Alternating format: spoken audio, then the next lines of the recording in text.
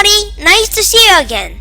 Last time we did about chapters 7 and it was about chapter 8 and 9, right? Yeah, I think so. No? I think it's 7 and 8. I'm not sure, but I think it's 7 and 8. And today it's 9 and 10. Yeah, right. Like yesterday, we did about chapter 7 and chapter 8. And chapter 7 was about what he will do with the tape. And chapter 8 was about the punishment that they got because of their pranks. And that punishment was really, really heavy. They had to wake up at 6, go to Mr. Kurup's house, do his things, wash his car, and so on. At school, they never can draw Captain Underpants, and they can't even smile or laugh. What a terrible punishment. He's really mean. I cannot afford that. I don't like that. So, I hope it gets better. Oh, and they bought Hypono ring, you remember? It was only about $3, right? And they bought it and it will get fun. So, chapter 9, 4 to 6 weeks later.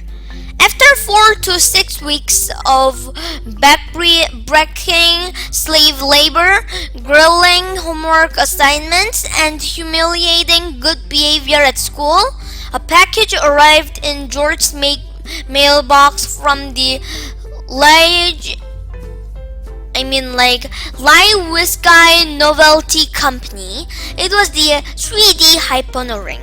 Wow, the company of that Hypono ring thingy is really difficult to pronounce, isn't it? Hallelujah! Cried George. It's everything I've ever hoped for. Let me see, said Harold. Don't look directly to it, warned George. You don't want to get hypnotized, do you? Do you really think it will work? Asked Harold. Do you really think we can amaze our friends, control our enemies, and take over the world just like the ad says? It better work, said George, or else we've just wasted our whole $4.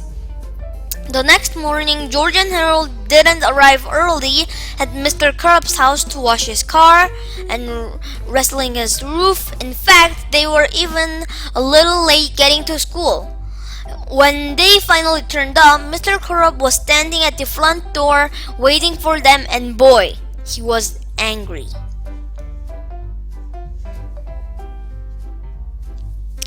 Mr. Kurup escorted the boys into his office and slammed the door. All right, where were you two this morning? He growled. We wanted to come over to your house, said George, but we were busy trying to figure out the secret of this ring. What ring? Snapped Mr. Kurup.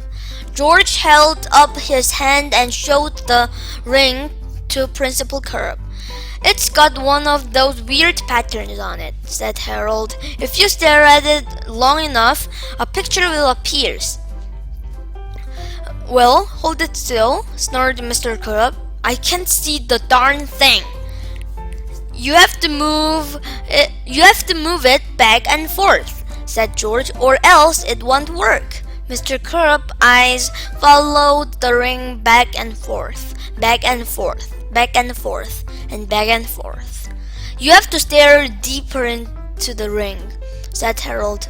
Deeper, deeper, deeper, deeper. You're getting sleepy, said George. Very sleepy. Mr. Kurup's eyelids began to drop. I'm so sleepy, he mumbled. After a few minutes, Mr. Kurup's eyes were closed tight.